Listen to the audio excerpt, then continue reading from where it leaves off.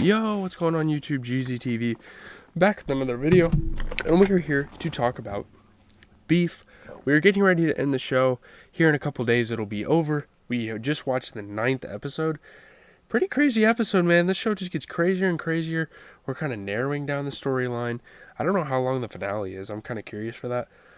My friends were talking about seeing the new Guardians of the Galaxy movie, so if I go see that out, I'll happily give you guys a review. So that'll be really cool. But let's talk about it, you know. I'll give you guys the plot. This is a spoiler review. I mean, you guys should kind of know that by now. So yeah. So things get worse for Danny as we see Isaac being released from prison at the start of Beef episode 9. And Isaac's ready for fucking vengeance and he's ready to explode on somebody. Some lady called the police and told them that it was Danny driving the truck during the road rage incident. I mean, they say some lady, and we never really find out who it is. That's kind of suspicious. Maybe that storyline will be filled, and the resolutions will be found at the end of the show. I'm really excited to see the end of this thing. Amy is at Jordana's coming clean about her road rage incident, like telling her what happened. Like, she doesn't want this weighing on her shoulders anymore. She wants it to be over. She also requests her to give back the tamago. Jordana is intrigued and understands why Amy lied and also agrees to her request. Like, she fully understands all this stuff. Like, sure, just take it, you know? She has enough money, it's like, yeah. We see Naomi and Jordana are staying together, they're partners, meaning Jordana has thrown her own brother under the bus to get his wife.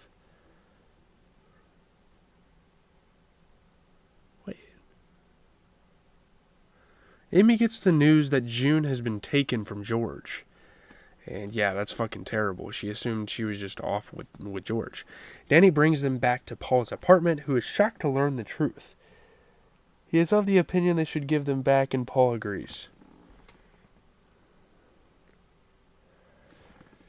Just then, we see Isaac breaking in with Bobby and Michael and assaulting Danny. Obviously, like, he's very fucking upset. His cousin pretty much set him up, and he has a record, so they're going to throw him in jail. He has no chance.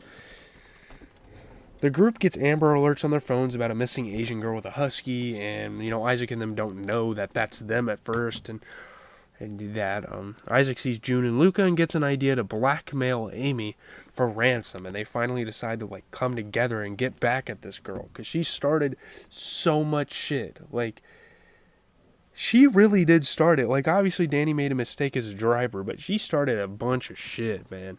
She did. He calls her and asks for $500K in cash.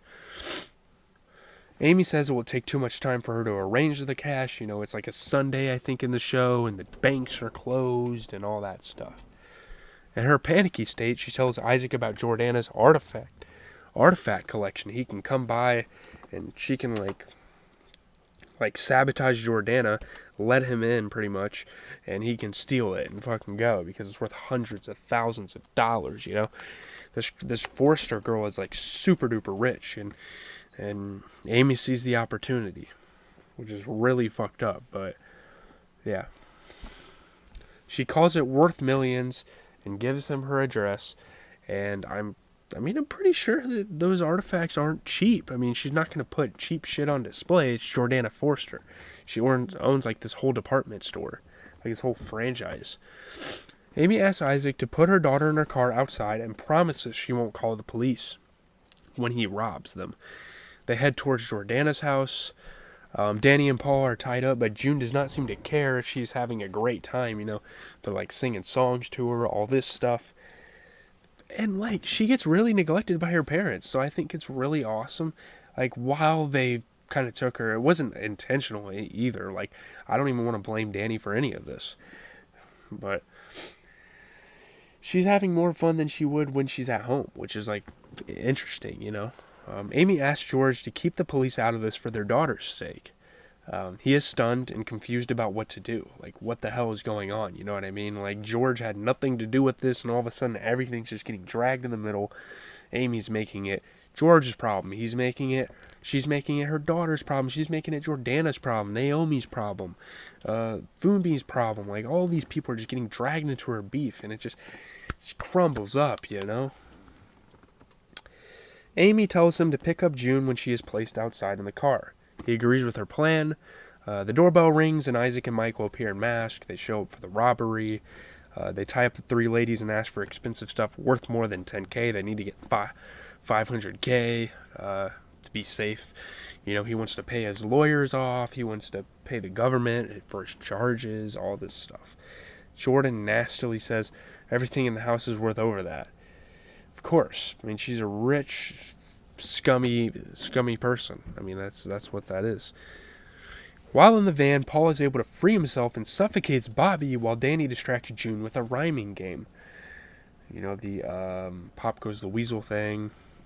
That whole rhyme. They place June and Luca in the car outside but are caught by Michael.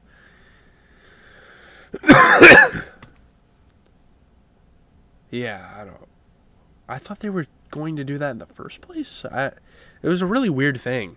I don't know why the hell Michael got mad at them for putting the daughter in the freaking car. He brings them in and they're placed with the ladies. So Danny and Paul are in no better condition than everyone else that's involved in the robbery. Isaac asks Michael to put them outside in the courtyard. They force Amy to lie and put the blame on them for the robbery. So Isaac wants them to take the blame because it's pretty much their beef, you know. As they place them outside, Naomi and Jordana start running for the panic room. Michael throws the Tamago to slow down Jordana, but Naomi is way ahead of her. I think Naomi gets out like just fine, and Jordana does too eventually. Fearing Michael will catch up and Jordana will not be able to make it, Naomi prematurely closes the door. It's fucked up. I mean, you're kind of like her assistant, but that's that. Jordana is brutally caught in between the door. Oh, I forgot about this part. Which does not have a safety pinch feature and viciously cuts her body in half before closing. Jordana dies on the spot. And when I was watching this at first, I thought it like cut her leg. The show made it look like her leg was getting cut, not her whole fucking body. This was fucked up.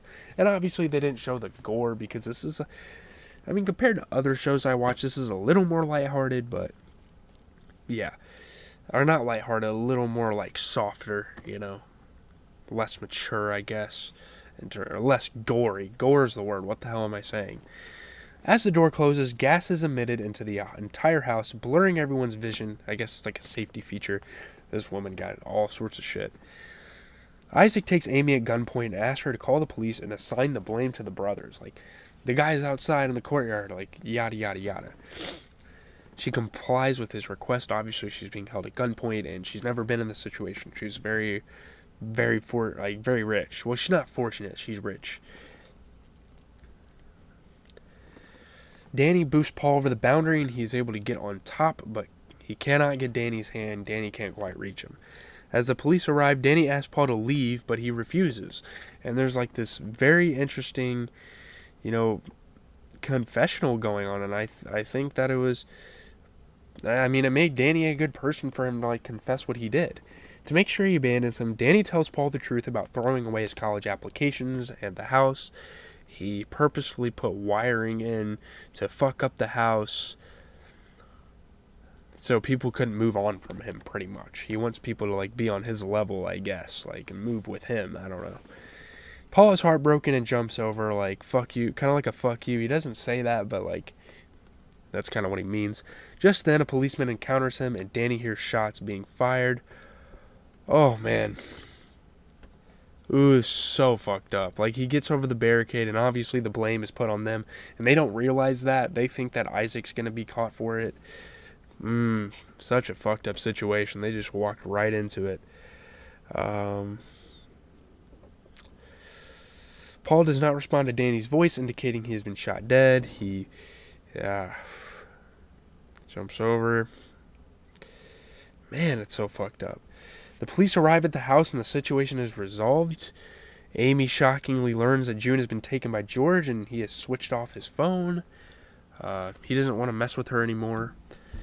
We see Danny has managed to escape through the sewer pipe. He finds a vehicle nearby, one of the Hummers. Probably hotwired it.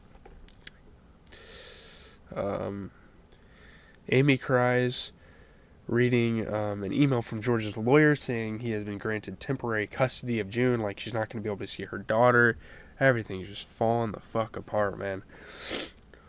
She spots Danny, who parks beside her, and we can see the start of something here, man. Reluctantly, he gives her the middle finger, and the two ensue in another spiteful chase. But this time, as she tries to drive him off the road, they both fall off the cliff. Um, it was really weird. Like, I didn't expect the episode to end like this. The camera pans out, revealing a crow watching it go down. Is it the Dame Crow Danny nurtured back to health when it was injured? Could be. There's kind of like some full circle moments, kind of some like symbolism there, I suppose. But let's talk about what I thought. An action-filled episode 9 almost flew by. I mean, it was only 30 minutes, but so much was happening. The lightning pace at which things unraveled and came to this shocking conclusion was jarring, but it was undoubtedly exhilarating as a cinematic experience. It was like almost a mini-movie. Like, it almost felt like its own thing. This could be a standalone. I don't know. That's what I felt. The final duel between Amy and Danny is yet to complete as they run each other off a cliff, and that's obvious. We know there's another episode coming. That is how far an innocuous-seeming middle finger in a parking lot can go in today's world. Challenge your fate with caution. If Episode 8 was a little compromised in expediting the overarching plot, Episode 9 overcompensates for it in thrilling fashion. Jordana's shocking death was well choreographed, and the final scene with the crow brought back a gush of feelings. The entire plot has been disheveled after Episode 9's events. All the probabilities of relationships improving have gone out the door. We only have the final confrontation between our protagonists left. That's going to be really interesting to see how that goes. I don't really have an intro. I kind of got to go. I'm going to be eating dinner here in a little bit, and the basketball game is going to come on in like an hour.